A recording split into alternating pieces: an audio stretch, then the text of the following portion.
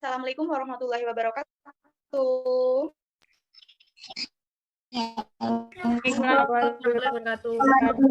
Sebelum pembelajaran kali ini dimulai, mari kita berdoa menurut kepercayaan agamanya masing-masing. Berdoa dimulai. Berdoa selesai. Berhubung pada minggu lalu kita sudah mempelajari pada tema 1, maka kita akan beranjak mempelajari pada tema kedua, yaitu tentang teks anekdot. Di sini kakak akan menjelaskan apa itu teks anekdot dan bagaimana cara kalian dapat menyusun teks anekdot dengan baik dan benar. Oke, sebelum kita memulai pada pembelajaran ini, kakak ingin bertanya nih, apa sih yang kalian ketahui tentang teks anekdot? Saya ingin mencoba menjawab. Ya, tidak. Silakan. Yang saya ketahui, teks anekdot itu adalah cerita lucu yang memiliki maksud untuk menyindir. Baik, cerita lucu ya. Apakah ada yang lain? Oke. Menurut teman-teman nih, kita diskusi terlebih dahulu ya. Menurut Dinda, teks anekdot adalah cerita lucu. Lalu, apakah teman-teman tahu apa perbedaan dari teks anekdot dan humor? Ayo, siapa yang tahu? Saya, Bu. Ya. Kalau teks anekdot itu mengandung sindiran, Bu. Kalau teks humor hanya cerita lucu saja. Benar sekali. Sepertinya dapat 100 semua nih ya, udah paham mengenai teks anekdot.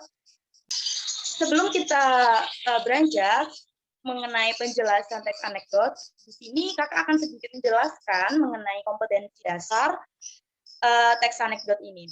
Kompetensi dasar teks anekdot ini terdapat pada kompetensi dasar 3.6, yaitu menganalisis struktur dan kebahasaan teks anekdot dengan beberapa poin indikator. Dan poin pertama yaitu mengidentifikasi struktur bagian-bagian teks anekdot. Lalu indikator selanjutnya yaitu mengidentifikasi struktur teks anekdot. Kompetensi dasar selanjutnya yaitu menciptakan kembali teks anekdot dengan memperhatikan struktur dan kebahasaan baik tulisan maupun tulis. Dan indikator pada kompetensi dasar 4.6 yaitu teman-teman dapat menyusun teks anekdot dengan memperhatikan struktur dan aspek kebahasaannya. Indikator kedua yaitu teman-teman dapat mempresentasikan hasil teks anekdot yang telah disusun. Oke, sebelum kita beranjak di struktur teks anekdot, maka kakak akan sedikit mengulas apa sih yang dinamakan teks anekdot ini. Teks anekdot sendiri merupakan teks yang berbentuk cerita yang di dalamnya mengandung humor dan kritikan. Karena berisi kritik, anekdot seringkali bersumber dari kisah-kisah faktual dengan tokoh nyata yang terkenal.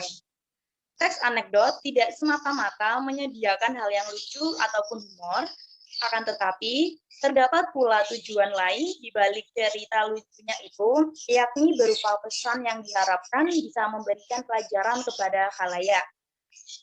Kemendikbud sendiri menyatakan bahwa teks anekdot adalah teks cerita singkat dan lucu yang digunakan untuk menyampaikan kritikan melalui sindiran lucu mengenai suatu kejadian yang menyangkut terhadap orang banyak atau perilaku tokoh publik lainnya.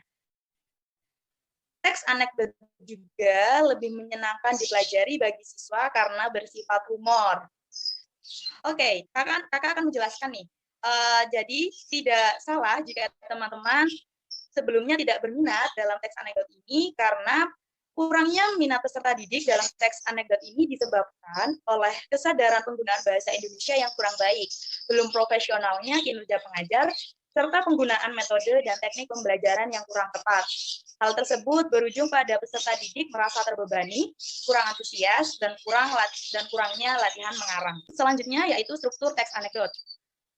Struktur teks anekdot ini adalah sebuah struktur yang lengkap daripada teks-teks yang lain karena terdapat abstraksi, orientasi, krisis, reaksi, dan koda.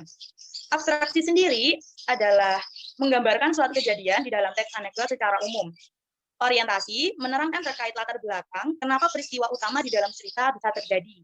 Yang ketiga adalah krisis. Krisis di sini menerangkan terkait pokok masalah utama secara unik.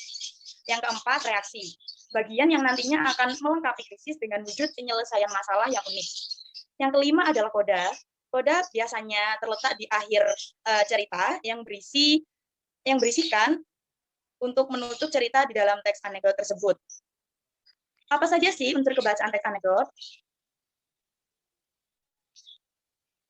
Unsur kebahasaan teks anekdot menurut Kemendikbud terbagi menjadi 6. Yang pertama, memakai kalimat yang memberikan keterangan peristiwa masa lampau. Yang kedua, memakai kalimat bergaya retoris atau kalimat yang tidak memerlukan jawaban.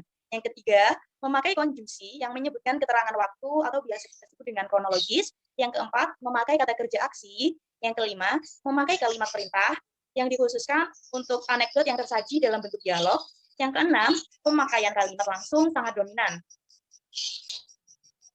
Nah, untuk melatih atau memperdalam pengetahuan teman-teman mengenai teks anekdot ini, maka di sini kakak menyediakan contoh dari teks anekdot. Biasanya abstrak ini terletak pada bagian awal teks anekdot yang berisi. Di sini kakak mengambil beberapa cerita, yaitu di sini ceritanya, pada suatu hari Tutut, anaknya Soeharto lewat jalan tol di Jakarta. Penjaga tol menyebutkan tarifnya 3.000. Nah, orientasi ini biasanya terletak di tengah-tengah paragraf. Ada bagian orientasi, yaitu berisikan cerita Tutut yang tidak punya uang receh sehingga mengeluarkan pecahan 50.000. Penjaga tol bilang, ini Bu kembaliannya, Bu Tutut. Sudah, simpanlah untuk keluarga Anda. Penjaga tol merasa senang karena menerima Rp47.000 dan langsung berterima kasih kepada Tutut. Setelah beberapa jam, Tommy datang, melewati jalan tol tersebut. Kali ini, Tommy mengeluarkan uang 20 ribuan. Penjaga tol, ini Pak, kembaliannya 17.000. Tommy, sudahlah, simpan saja buat sekolahan Anda. Penjaga langsung memasukkan kembalian itu ke kantongnya dan berterima kasih banyak ke Tommy. Krisis, ceritanya, yaitu setelah beberapa jam datang, Soeharto dengan mobilnya lewat jalan tol. Soeharto mengeluarkan uang 5.000 dan disodorkan ke penjaga tol. Soeharto menunggu. 5 menit berlalu, lalu bertanya kepada penjaga jalan tol. Soeharto, loh, mana uang kembalian saya? Penjaga tol, Bapak, masa uang 2.000 rupiah aja dibalikin? Tadi Bu Tutut dan Pak Tommy lewat, kembaliannya 47.000 dan 17 aja diberikan ke saya. Masa Bapak yang 2.000 aja minta kembalian? Nah, reaksi ya, sanggahan yang ada pada di krisis tadi. Reaksinya yaitu Soeharto, Anda tahu, Tutut dan Tommy anak siapa? Penjaga tol, ya tahu Pak, kan anaknya Bapak Presiden. Koda, Soeharto, nah mereka kan anak presiden, sedangkan saya anak petani. Sekarang mana kembalian saya? Tugas adik-adik sekalian, yaitu buatlah kelompok yang beranggotakan 2 anak. Dan secara kelompok, identifikasilah unsur kebahasaan teks anekdot berdasarkan contoh teks yang disampaikan tadi mengenai cerita penjaga jalan tol yang meliputi konjungsi, temporal, kalimat seru, kalimat perintah, dan kalimat retorika.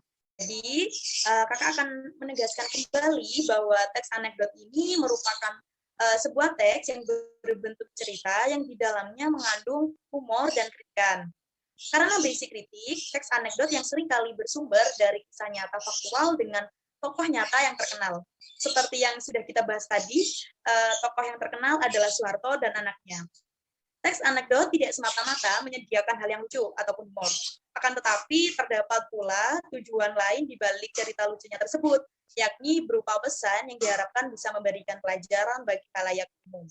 Struktur teks anekdot sendiri dibagi menjadi 5, dan struktur teks anekdot ini merupakan struktur yang paling lengkap daripada teks-teks yang lainnya.